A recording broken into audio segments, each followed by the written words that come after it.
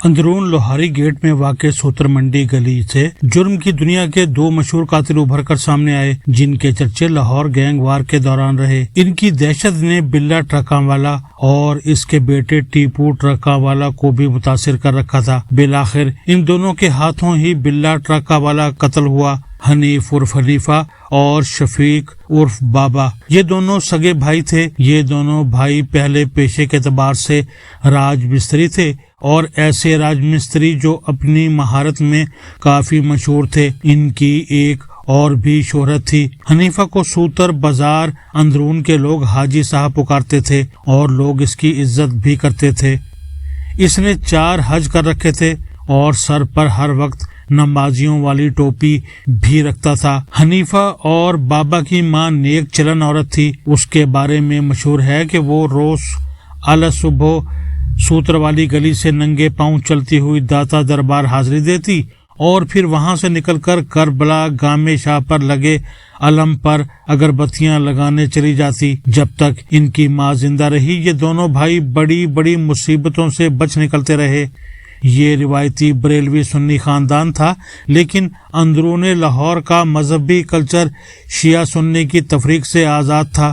ایک بار حنیفہ ظہیر عرف ہانڈا نامی بدماش کے قتل کے الزام میں بند تھا۔ اس نے منت مانی کہ اگر میں محرم سے پہلے رہا ہو گیا تو 10 محرم کے جلوس پر زنجیر زنی کروں گا۔ وہ محرم سے پہلے ضمانت پر چھوٹ گیا۔ اندرون لاہور کے لوگوں نے دیکھا کہ حاجی صاحب نے 10 محرم کو زنجیر زنی کی۔ شہرت کے ساتھ ان دونوں کا کردار بھی منفرد تھا۔ یہ ذاتی دشمنی میں اور اجرت پر قتل کرنے میں تو بے رحم تھے، مگر بچوں اور عورتوں کے بارے بہت حساس تھے۔ مثلا 2 مقام پر دلچسپ واقعات ان کی ذات کے بارے میں سامنے آتے ہیں۔ جن دنوں یہ دونوں بھائی بلا ٹرکا والا اور ٹیپو ٹرکا والا کو مارنے کے منصوبے بنا رہے تھے، ایک دن پلان فائنل کر کے یہ ان باپ بیٹا کو مارنے کار پر نکلے۔ شاہ عالم چوک میں بلا اور ٹیپو عین سڑک پر کھڑے تھے۔ بلے نے اپنا 9 ماہ کا پوتا ٹیپو کا بیٹا امیر بالاج اٹھا رکھا تھا۔ یہ دونوں کلاشنکوف لیے گاڑی سے یکدم باہر نکلے۔ انہوں نے اسلحہ تانا۔ بلے اور ٹیپو کو موت سامنے کھڑی نظر آئی۔ اچانک شفیق عرف بابا نے حنیفہ کو آواز دی، اوے بچہ نہ لے، چل چلیے۔ اور پھر دونوں نے جاتے جاتے بلے کو مخاطب کر کے کہا، اسی بچے نو نہیں مار دے، اج جیل ہے، پھر ملاں گا۔ یوں بالاج کی معصومیت نے اپنے باپ اور دادا کی جان بچا لی تھی۔ دوسرا واقعہ اس طرح کا ہے کہ لاہور کے ایک اور مشہور ڈان ارشد امین چودھری کو قتل کرنے کے ارادے سے جیسے ہی دونوں بھائی آئے، گلی میں سائیکل چلاتے بچے نظر آئے۔ سامنے ان کا دشمن ارشد امین نہتھا کھڑا تھا۔ یہ دونوں بچوں کی موجودگی کے سبب اس کی جان بخشی کرتے اسے چھوڑ کر وہاں سے بھاگ گئے۔ ارشد امین کو انہوں نے کچھ عرصے بعد قتل کر دیا تھا۔ حنیفہ اور بابا تعمیر اور تخریب دونوں سے شناسہ تھے۔ ان کرداروں کو سمجھنے کے لیے ان کا بیک گراؤنڈ سمجھنا ضروری ہے۔ ان کا والد عیدو پہلوان تھا۔ اندرون لاہور میں پہلوانی کا کلچر تھا۔ عیدو پہلوان کی ایک چھوٹی سی بیکری شاپ تھی جو مقامی گلیوں میں مشہور تھی۔ آج سے 36 سال پہلے ایک دن عیدو پہلوان غائب ہو گیا۔ اس کا معلوم نہیں ہو سکا کہ زمین کھا گئی یا آسمان نکل گیا۔ یہ دونوں بھائی باپ کے بعد مالی تنگی کا شکار ہو گئے۔ بیکری بند ہو گئی۔ راج مستری کی مزدوری سے گزارا نہ ہوا تو انہوں نے اجرت پر بدماشی کا آغاز کیا۔ کسی سیٹ کے کہنے پر سیٹ کے قرض دار سے قرض نکلوانا ہو یا کہیں دکان مکان پر قبضہ کرانا ہو وغیرہ جیسے کام بھی کرنے لگے، اور پھر یہ بلا ٹرکا والا کے اڈے پر بیٹھنے لگے۔ بلا ٹرکا والا کا ان کے والد عیدو پہلوان سے پہلوانی کے سبب بہت اچھا دوستانہ بھی تھا۔ بلے نے ان کو منہ بولا بیٹا بنا لیا اور ان سے اپنے کام نکلوانے لگا۔ یہ دونوں بھائی ٹیپو ٹرکاں والا کو بھائی کہتے تھے، اس کی ہر بات پر عمل کرتے تھے۔ ٹرک اڈے پر بیٹھے ایک دن ظہیر عرف ہانڈا نامی بدماش سے ہنسی مذاق میں بات شروع ہوئی اور پھر گالی کے سبب اس نہج پر پہنچی کہ حنیفہ نے کھڑے کھڑے تیش میں آ کر ہانڈا کا قتل کر دیا۔ اس کا ذکر اوپر کر چکا ہوں۔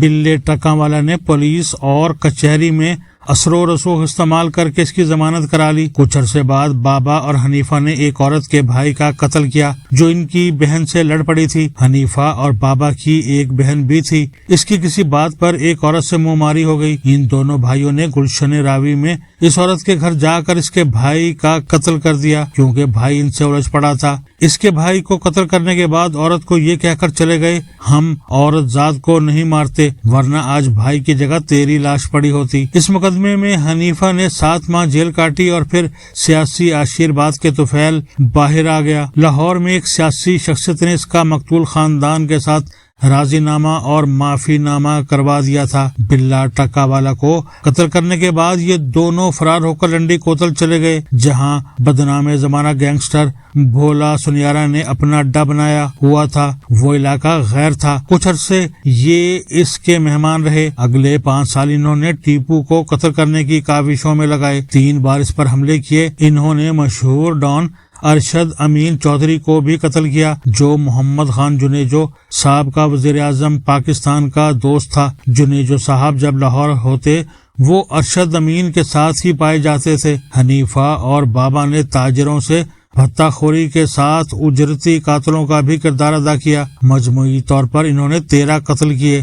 ان کو سیاسی لوگوں کی پشت پناہی حاصل رہی۔ ان کے پولیس افسران کے ساتھ تعلقات بنے اور ان کا انجام بھی ایک ایسے پولیس افسر کے ہاتھوں ہوا جس کے بارے پولیس کی اپنی رپورٹ ہے کہ وہ دبئی میں حنیفہ اور بابا کے ساتھ کچھ کاروباری معاملات میں انویسٹر تھا۔ انسپکٹر نوید سعید۔ ہوا پھر یوں کہ شاہ عالم مارکیٹ اندرون لاہور کے تمام بازاروں کے انجمن تاجران کے صدور ایک بار جمع ہو کر اس وقت کے وزیر اعلیٰ پنجاب شہباز شریف کو ملتے ہیں اور ان سے حنیفہ اور بابا کے خاتمے کی درخواست کرتے ہیں۔ تاجر برادری ان دونوں کی بھتہ خوری اور قتل و غارت سے تنگ آ چکی تھی۔ ملاقات کے بعد فوری طور پر ایک ٹیم بنائی جاتی ہے۔ S S P Lahore Malik Ahmad Raza Tahir کو کہا جاتا ہے حنیفہ اور بابا زندہ یا مردہ جیسے بھی ہو پکڑو۔ انسپکٹر نوید سعید کی ریپوٹیشن پولیس مقابلہ کرنے میں بہت اچھی تھی یا خراب تھی،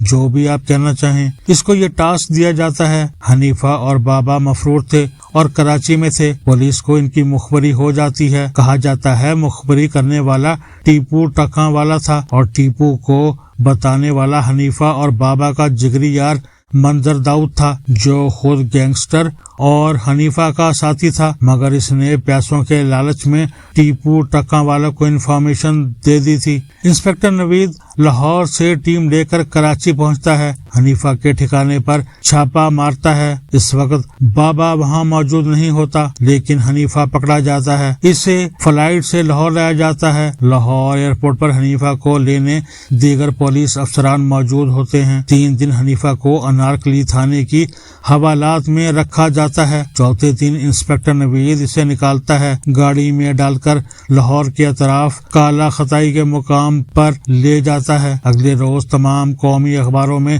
شہ سرخی لگتی ہے، بدنام زمانہ اجرتی قاتل اور بھتہ خور حنیف عرف حنیفہ پولیس مقابلے میں ہلاک۔ پوسٹ مارٹم رپورٹ کے مطابق حنیفہ کو 108 گولیاں لگیں۔ انسپکٹر نوید کی ٹیم نے اسے بھون کر رکھ دیا تھا۔ سوتر منڈی لوہاری گیٹ کی مساجد سے حنیفہ کے جنازے کے اعلانات ہوئے۔ حاجی حنیف ولد عیدو پہلوان قضائے الہی سے انتقال فرما گئے ہیں۔ حنیفہ کے جنازے پر ہزاروں لوگ تھے۔ اندرون لاہور کا بڑا جنازہ تھا۔ حنیفہ کے بھائی شفیق اور بابا نے انسپکٹر نوید پر 5 بار قاتلانہ حملہ کیا۔ 2 بار انسپکٹر نوید کو گولیاں لگیں مگر دونوں بار وہ بچ گیا۔ بابا نے اپنی پسند سے شادی کی تھی، اس کو اپنی بیوی سے بہت محبت تھی۔ انسپکٹر نوید بابا کی کمزوری جان گیا تھا۔ اس نے سول اہلکاروں کی بابا کی رہائش کے باہر فیلڈنگ لگا دی۔ ایک دن بابا کی بیوی گھر سے نکلتی ہے، ریلوے اسٹیشن جاتی ہے اور کراچی جانے والی ٹرین پر سوار ہو جاتی ہے۔ وہ اس بات سے بے خبر ہے کہ اس کا کوئی پیچھا کر رہا ہے۔ ٹھیک 2 روز بعد انسپکٹر نوید کراچی میں ایک جگہ چھاپا مارتا ہے۔ بابا پکڑا جاتا ہے۔ اس کو گاڑی میں جیسے ہی ڈالا جاتا ہے انسپکٹر نوید اسے 6 گولیاں گاڑی میں ہی مار دیتا ہے۔ مردہ بابا لاہور لایا جاتا ہے، لاش مردہ خانے بھیجی جاتی ہے۔ اگلے روز اخباروں میں وہی خبر چھپتی ہے جو حنیفہ کی باری چھپی تھی۔ جنازہ بھی ویسا ہی بڑا ہوتا ہے۔ حنیفہ اور بابا کی قبریں میانی صاحب قبرستان میں ساتھ ہیں۔ سن 2003 میں انسپکٹر نوید کو پولیس سروس سے کرپٹ پریکٹسز کے الزام میں برخاست کر دیا گیا۔ 2 سال بعد 11 نومبر سن 2005 کو انسپکٹر نوید سعید کو قتل کر دیا جاتا ہے۔ انسپکٹر نوید نے دوران سروس 50 جعلی پولیس مقابلے کیے تھے۔ اس نے بدنام زمانہ گینگسٹرز کو پار لگایا تھا، جن میں حنیفہ اور بابا کے علاوہ ہمایوں گجر، ناجی بٹ، ثنا گجر اور کالی شامل ہیں۔ اس کا قاتل آج تک نامعلوم ہے۔